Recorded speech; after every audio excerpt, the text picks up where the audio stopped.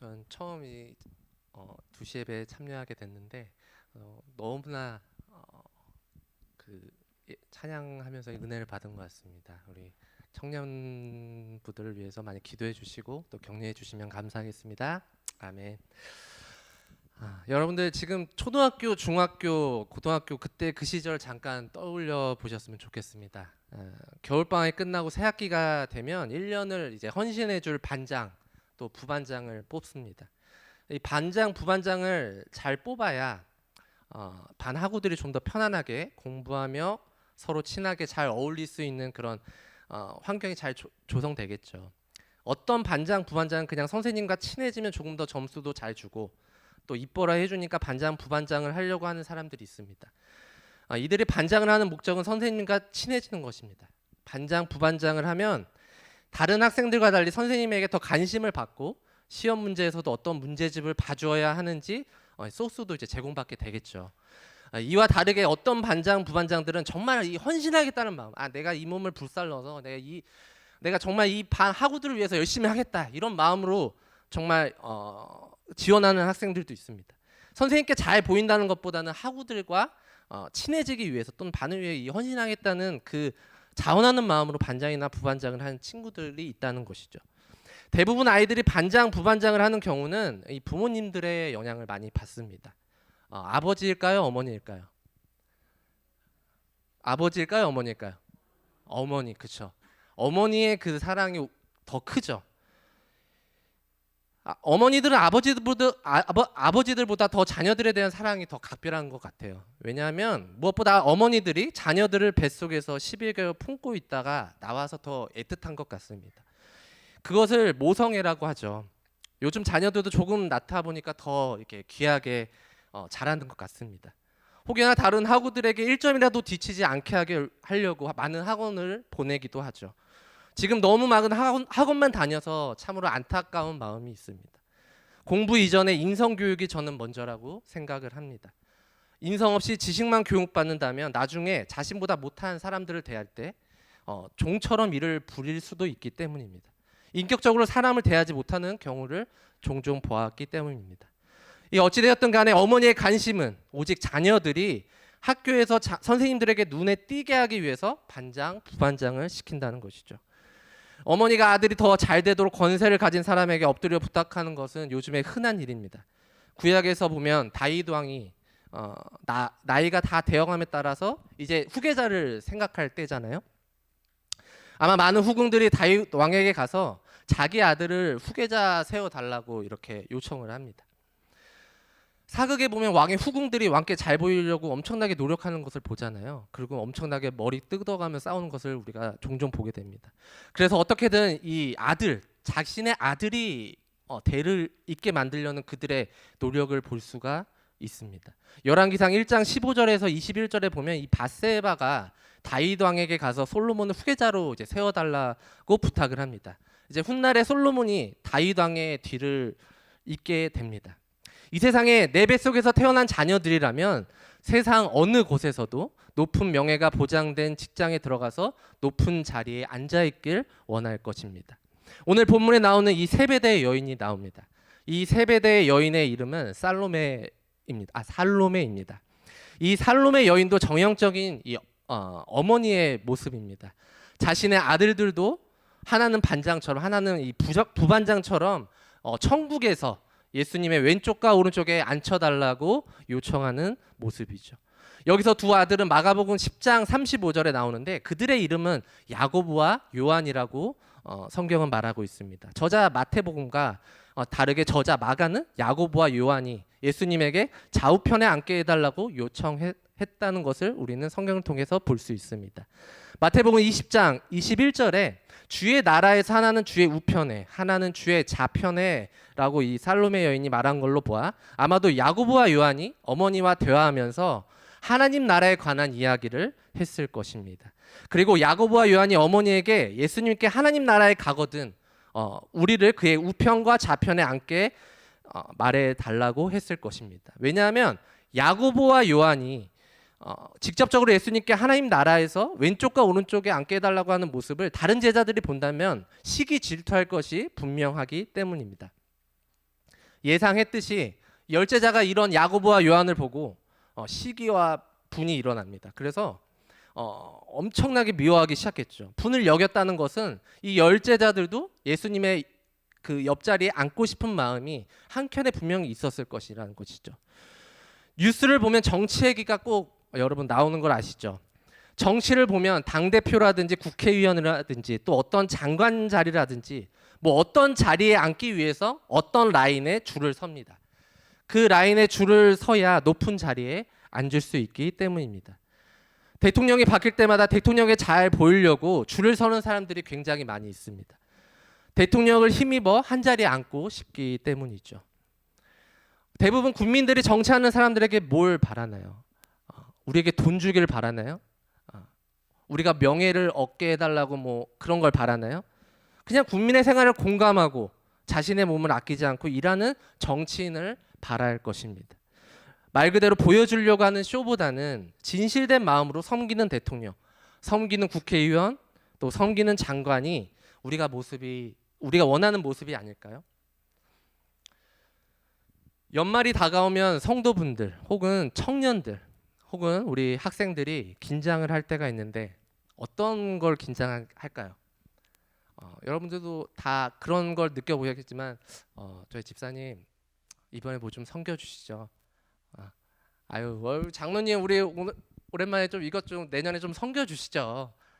이러면은 마음이 부담감이 갑자기 확 옵니다. 내가 왜 저런 걸 내가 해야 되지?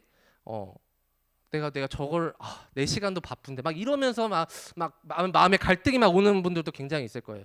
막 차량 봉사, 청소, 식당 봉사, 교사, 찬양팀 임명 받을 때 그 부담감은 말로 이루 말할 수가 없다는 것이죠.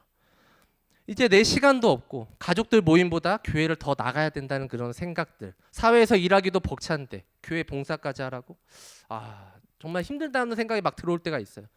이제 내 시간보다는 교회에 더 있어야 된다는 그런 부담감 때문이죠.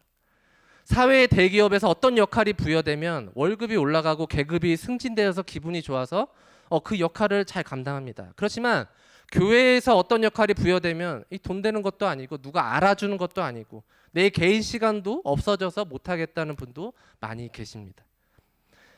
마태복음 19장 16절 이하에 보면 이제 부자 청년이 나옵니다. 영원한 생명을 얻기 위해서 자신이 무엇을 해야 할지 고민하다가 예수님 앞에 나아가는 부분이죠. 영생을 얻기 위해서는 살인, 간음, 도적질, 거짓 증언하지 말라고 예수님 부모를 공경하고 또 내 이웃을 내 몸과 같이 사랑하라고 예수님은 그 부자 청년에게 말을 하게 됩니다. 이것은 우리가 구약에서 익히 봐왔던 십계명이죠. 하나님께서 이스라엘 백성들이 지키라고 써준 언약이기도 합니다. 구약에서는 이러한 계명을 지키지 않을 시에는 죽임을 당하거나 아니면 동물의 제사를 통해서 용서를 받았습니다. 그런데 훌륭하게 이 부자 청년들은 이 계명들을 잘 지켜냈다는 것입니다. 어찌 보면 부자 청년이 당당하게 예수님께 다시는 영생 받을 수 있는지 물어보는 것보다 자신이 이 정도면 영생은 당연히 받는 것은 아닌지 예수님께 확인하는 것처럼 보입니다. 예수님은 이 청년이 계명들을 잘 지키고 있는지 아셨습니다. 예수님은 이 청년에게 네가 가지고 있는 것을 가난한 이웃에게 다 주고 나를 따르라 이렇게 말하는 부분이죠. 이 청년에게 핵심적으로 지키기 어려운 질문이 훅 하고 들어옵니다. 그것은 이 부자 청년에게 물질이 곧 자신의 전부라는 것이죠. 물질을 포기하라는 것, 이 청년에게 고난입니다. 이 부자 청년만 그럴까요? 우리도 그럴 수 있다는 것이죠. 자신이 고생했던 시간과 노력의 산물이 어쩌면 우리의 물질일지도 모릅니다. 사극에 보면 왕의 후궁 물질일지도 모릅니다. 이 물질이 없으면 내 삶이 비참해질지도 모른다는 생각이 불현듯 들어올 수 있습니다. 그래서 돈을 조금이라도 더 벌기 위해서 주말에도 아르바이트 하는 사람들이 더 늘고 있습니다. 요즘 그리스도인들도 맞벌이하면서 주말까지 일하시는 분들도 계실 것입니다. 자녀들을 어떻게라도 학원 하나라도 더 보내고 싶어서 그런 마음이죠. 근데 그것이 자녀를 살리는 것인지 저는 권해드리고 싶지는 않습니다. 학원을 하나 덜 보내더라도 우리가 주말에 더 말씀을 더 가르치고 가족이 함께하는 그 성경 읽기를 권해드리고 싶습니다. 지금 제가 여기 와서 잠깐 보니까 리딩 지저스라는 그런 프로그램이 있더라고요. 그래서 온 성도가 함께 성경을 보는 시간 너무 중요한 것 같습니다. 사회에서 일하는 것도 중요하지만 더 중요한 것은 하나님께 온전히 예배드리는 습관, 이것이 기초가 되어야 될 줄 믿습니다. 예수님은 22절에서 내가 마시려는 잔을 너희가 마실 수 있느냐? 이렇게 물어보십니다. 이 잔은 세상 죄를 위해 예수님 자신 전부를 십자가에 달린다는 것입니다. 십자가 짊어지기까지 얼마나 고통스럽고 힘든 과정인지 여러분 성경을 통해서 아니면 영화를 통해서 보았을 것입니다. 지금 본문에서 제자들은 단지 예수님이 어떤 음료를 마시는 잔으로 생각하고 있습니다. 간단하게 생각하고 있다는 것이죠. 그냥 쉽게 마실 수 있다고 고백하고 있습니다. 예수님은 야고보와 요한이 나중에는 자신의 잔을 마실 것이지만 현재 지금 좌우편에 앉히는 것은 하나님 아버지의 권한이라는 것이죠. 여기서 중요한 포인트는 예수님과 함께 다닌다고 해서 하나님 나라에서 예수님 좌우편에 앉는 것이 아니라는 것입니다. 마태복음 20장 1절에서 16절을 보면 포도원 일꾼에 대해서 예수님이 설명하는 부분이죠. 예수님이 한 일화를 제자들에게 말씀해 주시는 부분입니다. 포도원 주인이 품꾼들과 약속을 합니다. 하루 동안 일하게 되면 한 데나리온을 받게 될 것이다. 당시 하루 노동은 해 뜰 때를 기준으로 아침 9시부터 5시간, 그러니까 한 8시간을 기준으로 그 품삯을 주었습니다. 그래서 주인은 일찍 일꾼을 구하러 집을 나서야 했죠. 오전 9시에 먼저 투입한 품꾼들을 발견해서 포도원에 투입하고, 그 다음 12시에 또 놀고 있는 품꾼들을 발견해서 또 투입하고, 그리고 3시에 놀고 있는 품꾼들을 파악해서 또 포도원에 일을 시킵니다. 나중부터 일한 사람부터 돈을 주라고 포도원 주인이 말하게 되죠. 오전부터 일한 품꾼들은 속으로 이렇게 생각합니다. 아니, 우리가 더 많이 일했으니까 우리가 더 많은 품삯을 받을 거야. 이렇게 단순히 생각할 수 있죠. 근데 오전 9시, 오후 12시, 오후 3시 일한 사람들의 품삯을 똑같이 나눠주었다는 것이죠. 처음 일한 사람들은 억울하죠. 자신들이 더 많이 일했는데 돈은 똑같이 받으니까 당연히 억울할 수 있습니다. 여러분 생각해 보십시오. 아르바이트나 일을 하는데 나는 9시부터 일했는데 저 친구는 12시부터 왔어. 근데 사장님이 똑같이 돈을 준다. 요즘 같은 시급에 만 얼마씩 하는데 여러분 만약에 거기서 나는 안 받고 가겠다는 사람 손 한번 들어봐 주세요. 없습니다. 예, 다 달라고 해야 돼요. 그거 손해잖아요. 근데 이건 세상의 법칙이죠. 하지만 하나님의 법칙은 틀리다는 거예요. 하나님의 법칙은 달라요. 내가 늦게 신앙생활했다, 내가 늦게 봉사를 했다, 섬김을 했다. 하지만 하나님이 그 사람의 중심을 보시고 그 사람이 정말 하나님 앞에 나아간다는 것을 보실 때, 진정으로 하나님을 사랑한다는 그 섬김을 보실 때 하나님 그 사람에게 더 큰 상금을 주실 수 있다는 것이죠. 그래서 오늘 포도원 주인은 하나님을 상징하고 있다는 것이죠. 하나님의 상급은 우리가 가늠할 수 없다는 것입니다. 우리가 교회 사역자라고 해서 많이 받는 것도 아니고 교회에서 오랫동안 봉사했다고 해서 하나님의 상급을 많이 받을지 적게 받을지 우리는 알 수가 없다는 것입니다. 하늘나라의 상급은 하나님이 주시는 권한인 줄 믿습니다. 많은 사람들이 이렇게 생각해요. 모태신앙이면 오랫동안 신앙생활에서 하나님의 상급이 크겠다. 여기 앉아 계시는 분들이 그렇다는 것이 아니니까 시험 들지 마시길 바랍니다. 오히려 늦게 회심해서 더욱더 하나님을 만나고 교회에 순종하면서 기쁘게 봉사하는 분들을 저는 여러 봤습니다. 이런 그리스도인들의 열정을 가지고 겸손하게 교회를 섬기고 사랑하시는 분 보면 존경스럽습니다. 나이가 어리든 연세가 있으시든지 말입니다. 자신을 드러내지 않고 묵묵히 섬기는 학생, 또 직분자분들, 성도분들, 몸이 아픈데도 몸된 교회의 지체를 섬기시는 분들을 보게 되면 더욱더 그리스도의 사랑이 느껴지는 것 같습니다. 제가 이름이 기억이 안 나는데 그 김장하실 때 잠깐 봤습니다. 근데 허리가 너무 안 좋은 집사님이세요. 남자 집사님이신데 그 박스를 어떻게든 들으시려고 하시면서 나르시는 걸 보니까 마음이 한편으로 이렇게 어떻게 뭐 표현할 수 없는 그 찡함이 있었습니다. 그래서 저분은 정말 하나님을 교회를 섬기겠다는 마음으로 이 자리에 나오셔서 교인들을 위해서 또 이웃을 위해서 그렇게 섬긴 것입니다. 제가 본 것만 그렇게 봤지만 또 보이지 않는 곳에서 또 헌신하는 분들이 분명 있으실 거예요.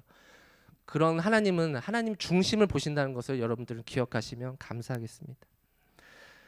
여러분, 미국에서 1861년부터 1865년 사이에 남북 전쟁이 있었습니다. 전쟁이 일어난 이유는 아프리카계의 그 미국인들이, 소위 우리가 말하는 흑인들이 미국의 식민지가 되면서 미국인들이 흑인들을 돈 주고 노예로 거래하였습니다. 미국 남부 지방의 노예 수는 1790년에 약 70만 명 정도였지만 1850년에는 320만 명을 기록하게 됩니다. 어떤 영화에서 보면 흑인이 백인들에게 인권 침해적인 행동들과 모욕적인 말을 들어도 그냥 참고 일을 해야 했습니다. 결국 흑인들의 반기가 일어났고 전쟁이 일어나게 되었죠. 우리나라도 가난하고 힘없던 시절에 일본의 식민지하에서 노예처럼 살아야 했던 것을 여기 분들 중에는 기억하고 있을 것입니다.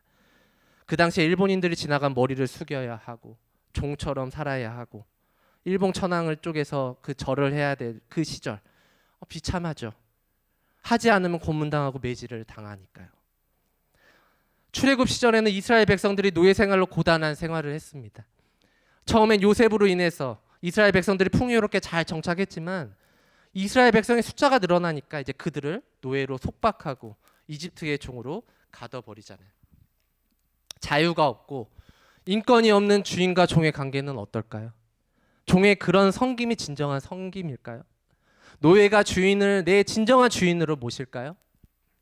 이런 주인과 종의 관계가 어떨 것 같나요? 그리스도의 종으로서 우리가 자유를 발탈당하거나 인권을 침해받지 않습니다. 고린도전서 7장 22절에 보면 주 안에서 부르심을 받은 자는 종이라도 주께 속한 자유인이요 또 그와 같이 자유인으로 있을 때에 부르심을 받은 자는 그리스도의 종이니라 라고 말씀하셨습니다. 하나님과 우리의 관계는 주종관계이지만 억압된 주종관계가 아니라는 것입니다. 하나님이 우리를 양자 삼으시기 위해서 예수 그리스도를 이 땅에 보내셨습니다. 예수님이 오늘 본문 말씀 28절에 보면 자기 목숨을 많은 사람들의 대속물로 주려 함이니라 라고 말씀하셨습니다. 예수님은 이스라엘 왕으로 오셨지만 지극히 낮고 낮은 마음으로 사람들에게 다가가셨습니다. 예수님은 자신이 유대인의 왕이라 해서 휘황찬란한 옷을 입는 사람들이나 으리으리한 멋진 집에서 사는 사람들과 어울리지 않으셨습니다. 자신이 왕이라고 해서 사람들을 종처럼 막 대하지 않으셨습니다.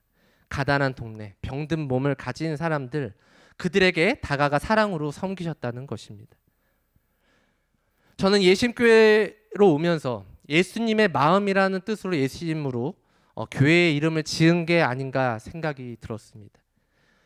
담임 목사님도 그러시고 교육자분들도 다 성도분들이 정말 최고라고 저는 들었습니다. 저에게 그 말을 들을 때 저는 두 가지 생각이 들었습니다. 그냥 A상 저렇게 말씀하시는 걸까? 아니면 성도분들이 예수님의 사랑을 가지고 있는 걸까? 여기서 아멘을 하셔야 되는데 아멘을 안 하신 거 보니까 저는 성도분들이 예수님의 사랑을 가지고 있다는 줄 믿었습니다. 그래서 저는 오자마자 여러분들 한 사람 한 분 한 분들이 정말 섬겨주시는 모습 보고 정말 제가 더 배워야 되겠다라는 마음을 많이 가지고 있었습니다. 저는 어린이서부터 어른까지 이렇게 순수하고 따스한 마음이 있는 줄 몰랐습니다. 제가 수요일부터 토요일까지 바라본 마음은 정말 예수님의 사랑이 이 교회에 있다. 예수님의 마음은 먼저 섬김입니다. 나보다 남을 낮게 여기는 마음, 나보다 다른 성도가 잘 되면 배 아픈 것이 아니라 박수 쳐주면서 격려해 주는 마음, 저 성도가 힘들 것 같다면 옆에 가서 도와줄 수 있는 그런 마음, 이런 모습을 세상에 믿지 않는 사람들도 본다면 저 예심교회 가고 싶다, 이런 마음이 들지 않을까요? 정말 예수 믿는 사람들은 진짜 사랑이 있구나, 정말 예수 믿는 사람들은 섬기는 사람들이구나, 이렇게 말입니다. 우리가 성경을 지금 잠깐 한번 찾아보겠습니다. 마태복음 23장 1절에서 7절 한번 같이 찾아보도록 하겠습니다.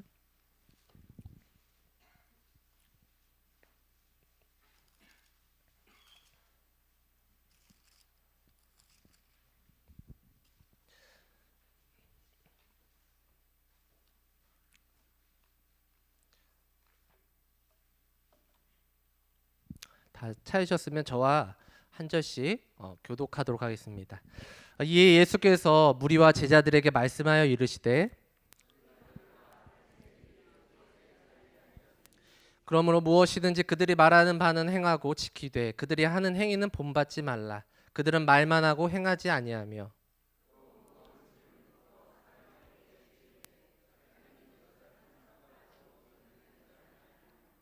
그들의 모든 행위를 사람에게 보이고자 하나니 곧 그 경문띠를 넓게 하며 옷수를 길게 하고 함께 읽겠습니다. 시장에서 문안 받는 것과 사람에게 랍비라 칭함을 받는 것을 좋아하느니라. 예, 아멘. 지금 성경 말씀 보셨지만 예수님은 군중들과 제자들에게 바리새인과 서기관들의 말하는 것은 지키되 그들이 하는 행위는 본받지 말라고 분명히 예수님은 말씀하십니다. 그들은 말만 하고 행하지 않는다는 것입니다. 그들은 무거운 짐을 묶어서 사람의 어깨에 지우려고만 하지 자기는 이것을 한 손가락으로도 움직이려 하지 않는다는 것이죠. 높은 자리에 올라가서 존경받는 선생이라고만 듣고 싶어 한다는 것이죠. 바리새인과 서기관을 욕하기 전에 우리의 모습은 어떻습니까? 저도 제 모습을 볼 때 말만 하고 있지는 않은지 저는 생각을 해보게 되었습니다. 남에게 부탁만 하고 정작 저 자신은 움직이지 않는 모습을 생각해 보게 되었습니다. 예수님은 우리의 죄를 위해서 그의 몸을 아낌없이 희생하셨습니다. 죄인된 우리들을 위해서 십자가의 희생과 헌신이 있었기에 예수님은 존귀 여김을 받는 것입니다. 내년 2024년에는 어떤 직분이나 봉사에 있어서 쉬고 싶고 또 내 시간도 갖고 싶은 마음이 여러분들에게 있을 줄 모릅니다. 어떤 봉사, 어떤 직분에 있어서 부담도 있을 것입니다. 그러나 우리가 예수님의 십자가를 생각하면 능히 직분과 봉사를 감당할 줄 믿습니다. 여러분들 한 사람 한 사람의 섬김이 다른 사람이 볼 때 하찮게 보이고 인정받지 못할 때도 있을 것입니다. 그러나 하나님은 여러분의 일거수일투족을 보고 계시고 상급을 준비하고 계십니다. 여러분의 섬김으로 믿지 않는 영혼들에게 복음까지 전해진다면 그것은 더욱더 말할 것 없이 하나님의 크나큰 상급이 있을 것입니다. 예신교회 성도분들 한 분 한 분이 그러한 섬김의 자리로 나아가시길 주님의 이름으로 축원합니다. 아멘. 우리 다 같이 함께 기도하도록 하겠습니다. 하나님, 이제 2023년도 얼마 남지 않았습니다. 하나님, 저희들이 2023년에도 최선을 다해서 맡은 바 직분을 다하고 봉사의 자리에서 최선을 다해 섬기길 원합니다. 그리고 2024년에도 새로운 봉사와 직분을 맡게 될 텐데 하나님 그 가운데 지치지 않게 해주시고 섬기는 마음으로 예수님의 마음으로 섬기는 저희 예심교회 되게 해달라고 이 시간 주여 일창하고 같이 기도하도록 하겠습니다. 주여